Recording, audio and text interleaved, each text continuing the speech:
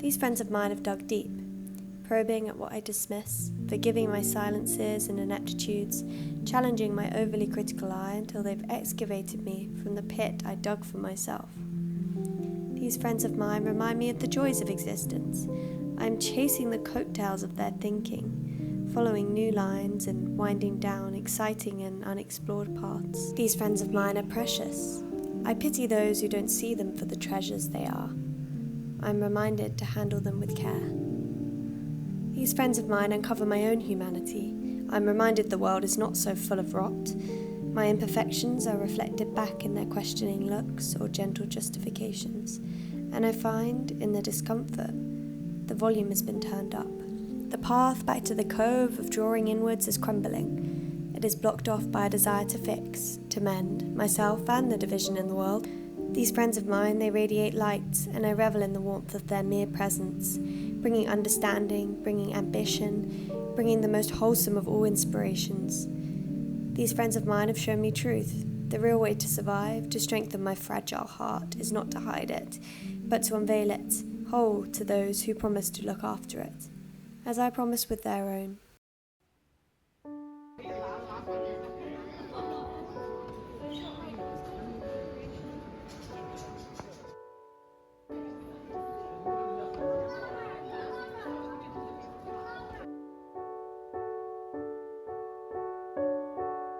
Maybe do one at a time.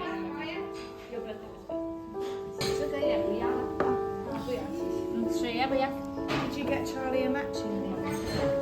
Is it all matching? Have we all got matching? We've all got friendship bracelets. This is so cute. So they're like little charm bracelets. That's so sweet. And then you can add on like more as you like, you know. Sorry, I just burped. When did you write this? Before I came. Yeah, it wasn't near your birthday, sorry. So cute. I love it. I literally thought the cards were perfect. Like, they're so cute. I actually sort of miss your smelly farts.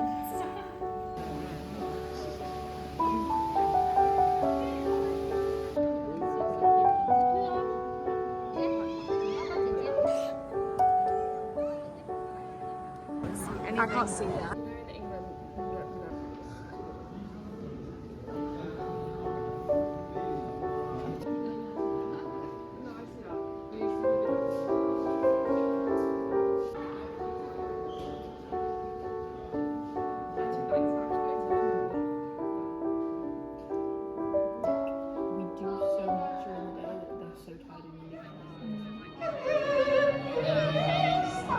So much better than here. Okay. Hi! She's back!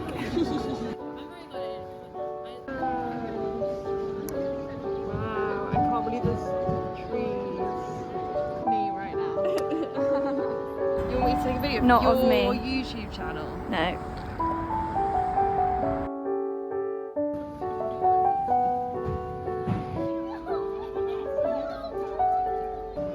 There's a cat under there. Oh yeah.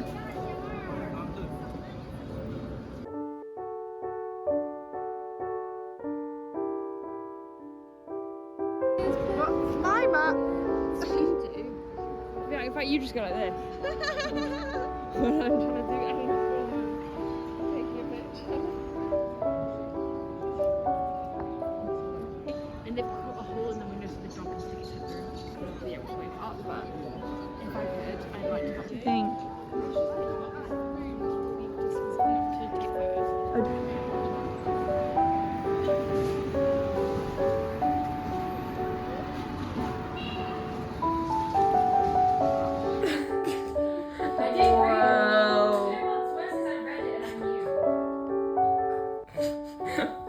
What's that?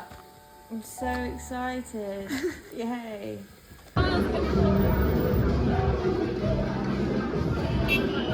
Shake your hand.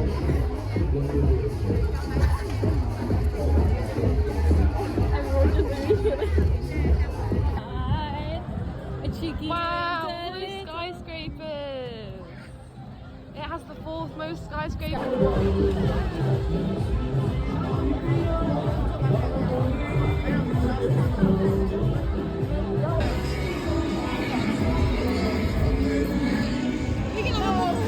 There's a girl in there who's like, oh no.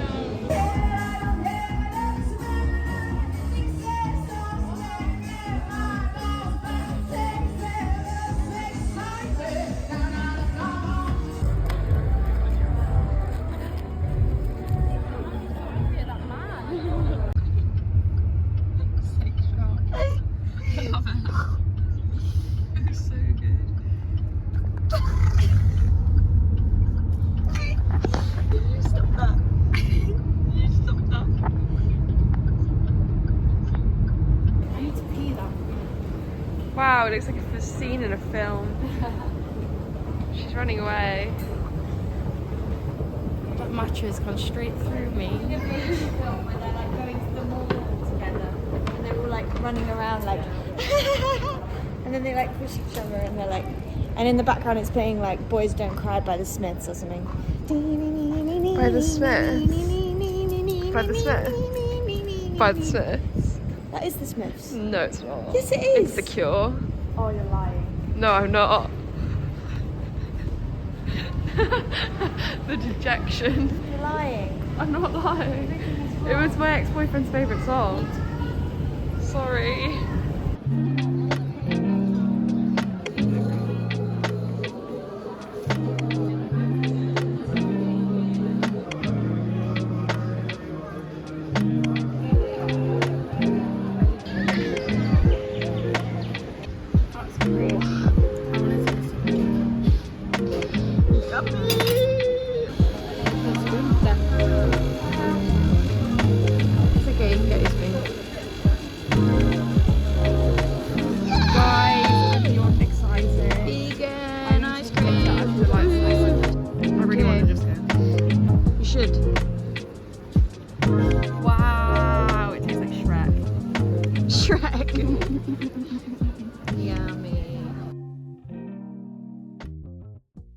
It's currently a Sunday and it's the 2nd of March, but it feels like the first day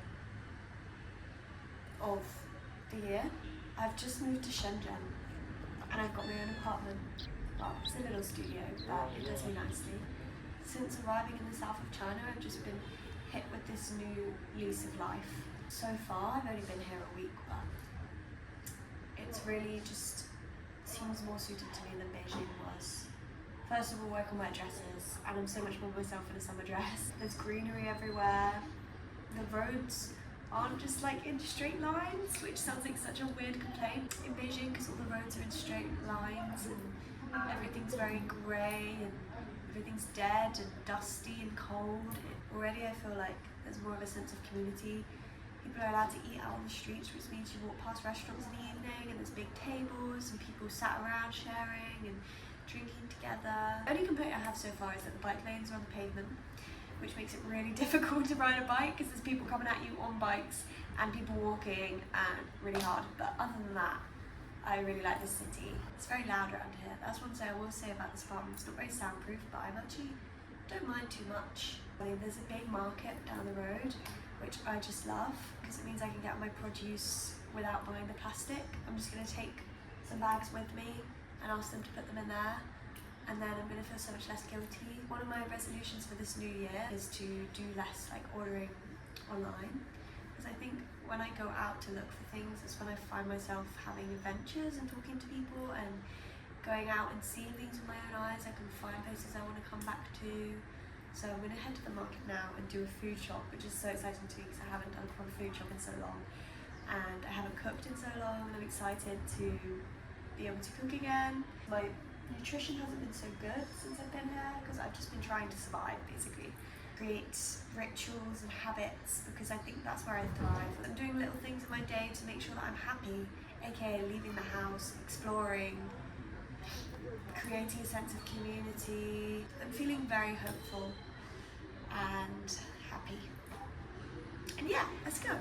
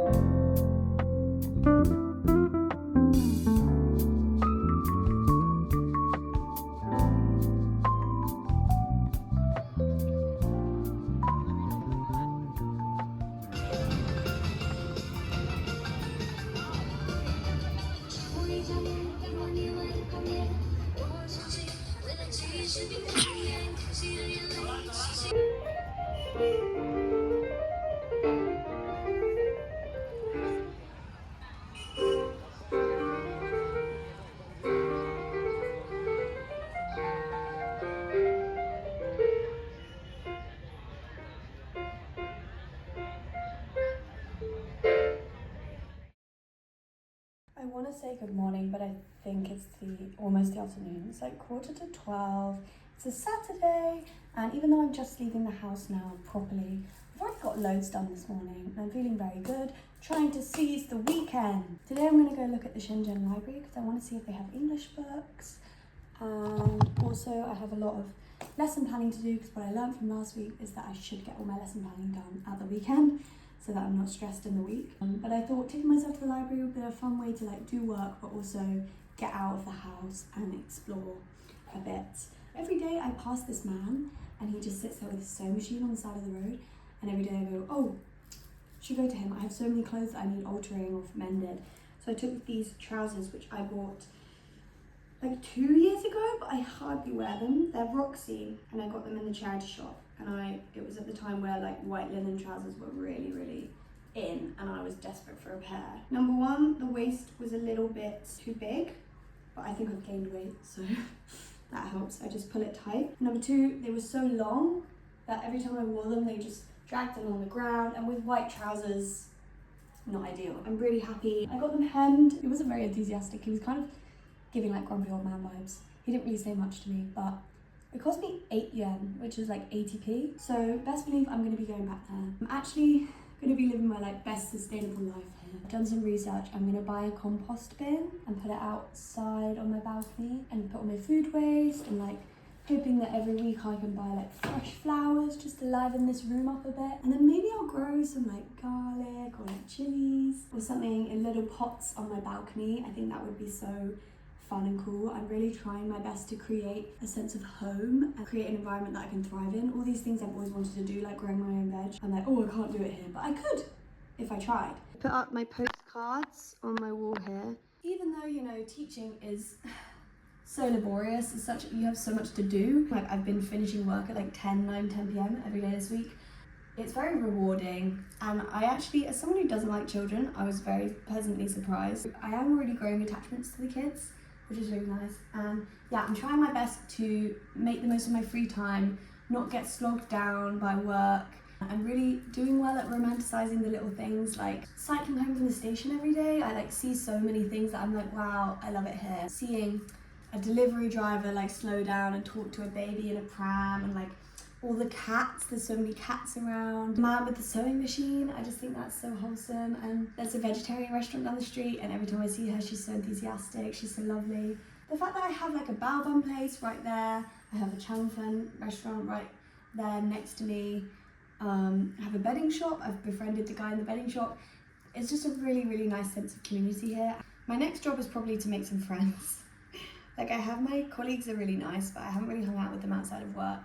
And my friend Em's in Guangzhou, but I probably need to try and make friends in Shenzhen. Because I do feel like when I'm first coming to a place, I sometimes get caught up in the stress of like moving and settling in and work, and I think that like negatively impacts me as a person. I perceive me to be one way, but really that's just how I am under pressure or under stress, and I don't want to create bad impression of myself. I want to be like my best self so that I can make lasting friendships. And yeah, I didn't mean to turn this into a ramble. Anyway, when Em was here, we went to the Shenzhen like big markets, and I bought myself a new phone case, which I love, and a chain.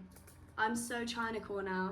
I literally I'm like, where's my phone? Oh yeah, it's around my neck, which is great for like cycling. And you know, when you're constantly trying to get your phone out your bag or your pocket, you don't have to. It's hanging on.